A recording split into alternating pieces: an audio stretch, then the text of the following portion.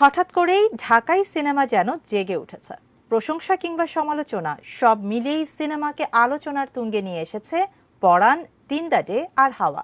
বহুদিন পর ঢাকাইয়া চলচ্চিত্রের দিন বদলের এই সম্ভাবনার কথাই জানাচ্ছেন সাদিয়া ন্যান্সি। ঢাকাই সিনেমায় সংকটকাল চলছে এক যুগেরও বেশি সময় ধরে। দেশীয় চলচ্চিত্রের স্বর্ণযুগ শেষ হয়ে গেছে অনেক আগেই।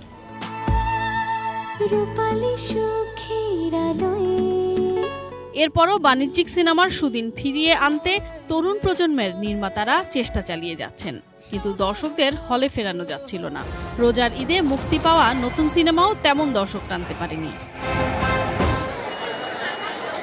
চলচ্চিত্র ইন্ডাস্ট্রির যখন এমন পরিস্থিতি, তখন কোরবানির ঈদে মুক্তি পাওয়া সিনেমা নিয়ে চলছে তোলপাড়। উপচে পড়া ভিড়, দর্শক হলে যাচ্ছেন, সিনেমা দেখতে যাচ্ছেন, টিকিট পাচ্ছেন না, মানে এই ধরনের নিউজ দেখতেছি। এটা দেখে ভালো লাগছে আর কি।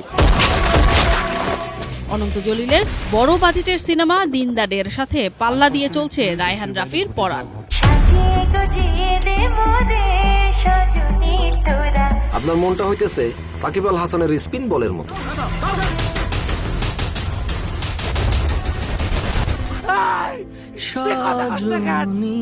মহিলা মানুষ বোরখা পরে এসে সিনেমা দেখতেছে, ফ্যামিলি যারা অনেক বছর সিনেমা দেখতে হলের আশপাশেই আসে নাই। এই যে মানুষের একটা সিনেমা নিয়ে আগ্রহ, সেটা আসলে আমাদেরকে ধরে রাখতে হবে। বাট একটা জিনিস প্রমাণ হয়ে গেল, দর্শক আসলে ভালো গল্প, ভালো ডিরেকশন, ভালো অভিনয় হলে, ভালো কন্টেন্ট হলে দর্শক সিনেমা দেখতে যাবে। এতদিন আমাদের ধারণা ছিল সিনেমা হলে মনে যাবে না, সিনেমা মনে সব বন্ধ হয়ে যাবে। এই ধারণা আসলে আমরা এবার ঈদ ভেঙে দিয়েছে। আসলে এখন তো আসলে লগ্নি করলে তো আমার প্রডিউসার টাকা ফেরত পাচ্ছে এবং অনেক বেশি ফেরত পাচ্ছে। এখন আমরা কিন্তু বিদেশে রিলিজ দেই নেই, এখন আমরা ওটিটি সেল করিই নি, এখনো টেলিভিশন রাইট সেল করিই নি। এখন আমরা অনেক লাভে আছি। তার মানে যখন এটা আসলে ওটিটিতে যাবে, যখন এটা আসলে টেলিভিশন রাইট সেল হবে, যখন এটা ডিজিটাল রাইট সেল হবে, যখন দেশের বাইরে, প্রচুর দেশের বাইরে থেকে আমার কাছে ফোন আসতেছে, প্রচুর মানে প্রচুর, সব দেশ থেকে চাচ্ছে সিনেমাটা। তো এটা কিন্তু হিউজ লেভেলে একটা অ্যামাউন্ট দাঁড়াবে। মানে একটা সিনেমা মানে 5টা সিনেমার সমান টাকার লাভ হচ্ছে।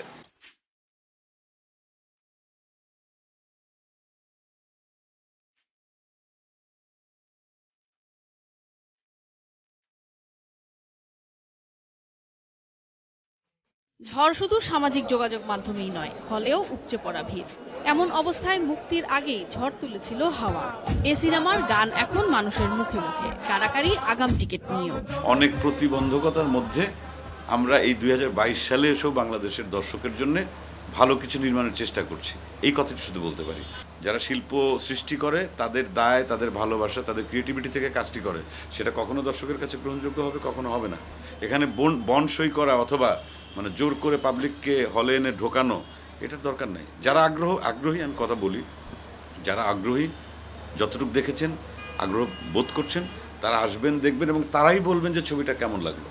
ঢাকাই সিনেমায় প্রযুক্তির ব্যবহার খুব বেশি বাড়েনি এ সময়ে। সিনেপ্লেক্সগুলোতে বিদেশি সিনেমার দর্শকরাই বেশি থাকেন ঈদ ছাড়া অন্য সময়ে। এমন পরিস্থিতিতে করণীয় কি?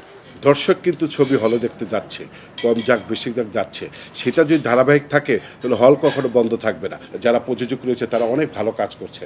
আমরা আশা করছি, তাদেরকে উৎসাহিত করছি যে হল পক্ষ থেকে আপনাদেরকে সার্বিক সহযোগিতা করা হবে। আমরা খুব দ্রুত সারা বাংলাদেশে এই সিনেমা শিল্প ঘুরে দাঁড়াবে। দর্শককে শুধু হলমুখী নয়, দেশীয় চলচ্চিত্রের দিন ফেরাতে নির্মাণ কৌশল, গল্প দর্শকের মনের মতো হওয়ার বিকল্প নেই। Sadia Nancy, ATN news, Dhaka.